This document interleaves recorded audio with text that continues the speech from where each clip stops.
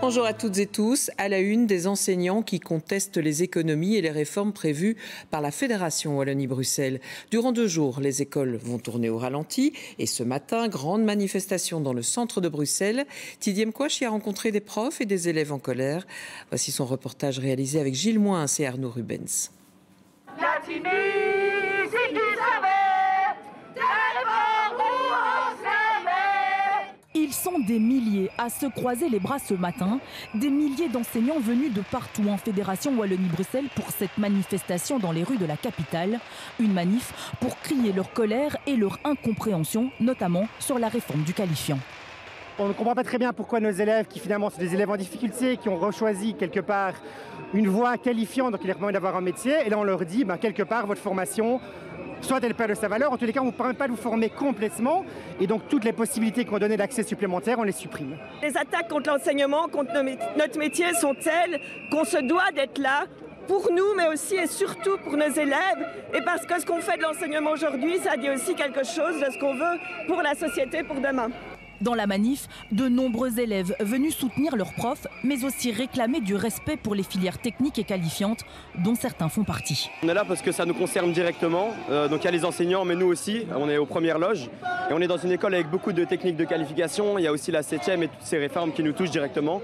Et donc c'est hyper important pour nous d'être là. Là, vraiment, c'est un peu comme se prendre une baffe dans la gueule, quoi. C'est insultant à la limite. J'ai pas l'impression d'être respecté en tant qu'humain et qu'étudiant, quoi. J'ai pas l'impression, ouais. Des profs qui marchent aussi pour leur statut. Le gouvernement de la Fédération Wallonie-Bruxelles compte supprimer les nominations. Le CDI enseignement promis reste encore flou et beaucoup craignent l'instabilité et l'arbitraire. Avec cette suppression des statuts, demain, si le bourgmestre a sa nièce qui veut prendre ma place, il peut, alors que ça fait 8 ans que je suis dans l'enseignement. Et ça, c'est scandaleux. Au niveau de la sécurité de l'emploi, c'est vraiment scandaleux et ça précarise encore plus le métier. Le cortège d'enseignants a marqué un arrêt devant les sièges des engagés et celui du MR, les 2 partis aux commandes du gouvernement de la Fédération Wallonie-Bruxelles. Ces enseignants mobilisés ce matin se disent prêts à continuer le mouvement de grogne tant qu'il le faudra. Une manifestation qui se termine à proximité du siège du gouvernement de la Fédération Wallonie-Bruxelles. On retrouve sur place Laurent Enrard. Laurent, les enseignants étaient nombreux, on l'a vu. Ils sont particulièrement remontés, on l'a vu aussi. Et la ministre de l'Éducation leur propose d'organiser une rencontre. Oui, la ministre de l'Éducation, Valérie Glatini, tend la main aux syndicats et au pouvoir organisateur. Elle propose de les rencontrer à travers 4 groupes de travail, notamment un sur le statut, une des grosses protestations de cette manifestation, d'autres groupes sur la formation, sur le métier d'enseignant, l'image de l'enseignant également. Alors vous le voyez derrière moi, il y a pas mal de manifestants. Les syndicats parlent entre 20 000 et 30 000 manifestants. Nous ne sommes qu'au début du cortège qui vient tout juste d'arriver devant le siège de la Fédération Wallonie-Bruxelles.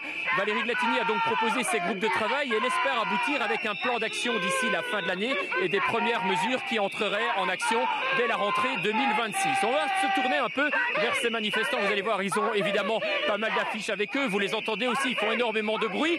On nous a signalé quelques dégradations, notamment devant le siège du MR et le siège des engagés avec des jets d'œufs, des jets de tomates. Visiblement ici, ça se tend aussi un peu. Je vais essayer de passer. Suivez-moi, pardon.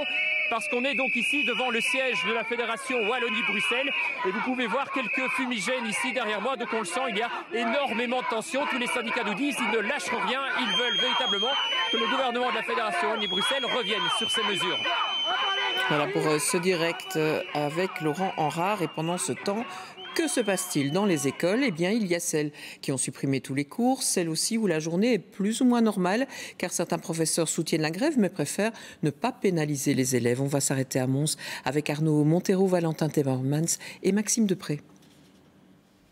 Dans cette classe, c'est atelier d'écriture au programme, un cours un peu inhabituel. La professeure de français s'est adaptée, surtout en raison du nombre d'absents. Elle est vraiment vide par rapport à d'habitude, il y a beaucoup moins d'élèves. Est-ce que tu comprends pourquoi est-ce qu'il y en a d'autres qui ne sont pas venus? Pas vraiment, parce que c'est parce que les profs qui sont pas là qu'on est obligé de pas venir à l'école, quoi. Si Madame Blondiot a décidé de donner cours aujourd'hui, c'est pour une raison bien précise. Par des impératifs financiers, je soutiens vraiment mes collègues à 100%. Je trouve qu'ils ont entièrement raison et si j'avais pu le faire, je l'aurais fait aussi. Mais j'ai des impératifs financiers, je viens d'être maman. On ne l'entend pas, donc c'est comme ça. Un côté positif de cette grève, les élèves présents sont un peu chouchoutés. L'accompagnement est encore plus individualisé que d'habitude. Ceux qui sont venus, en tout cas, je pense que c'est une facilité pour eux parce qu'il y a... Voilà, il est clair qu'on n'encadre pas 6 élèves, qu'on on en encadre 18, 20, 22. Donc voilà, on fait ce qu'on peut. Maintenant, ça ne m'empêche pas de soutenir les collègues, ça c'est une évidence. Dans cet établissement, près de 2 enseignants sur 3 sont en grève. Les élèves sont absents, également en nombre. D'habitude, cette salle est bondée.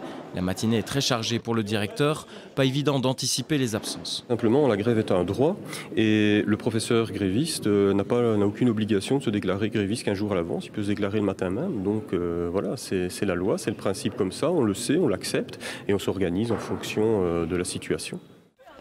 Ces élèves peuvent partir, ils n'auront pas cours cet après-midi. Ils ont promis de réviser beaucoup et de dormir un peu. Et quand il n'y a pas cours, il a été demandé aux parents de garder les enfants à la maison. Mais ce n'est pas toujours possible. Des garderies sont donc prévues. Elles sont bien utiles. Reportage en région liégeoise de Marc Mélon avec Paromita Ouidar. À Oleil, la petite école du village ouvre ses portes à 7 h.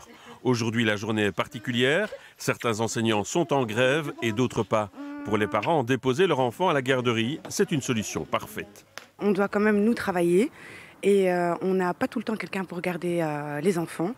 Donc c'est compliqué.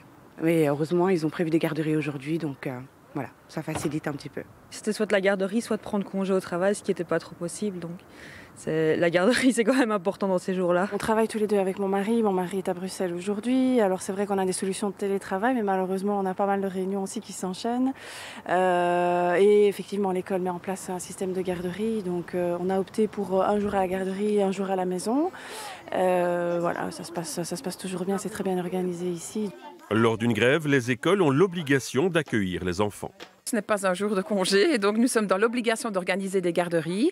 Je me permets alors de prendre contact avec les non-grévistes et avec les dames de garderie avec qui on essaye de combiner une garde pour tous les élèves pendant la journée.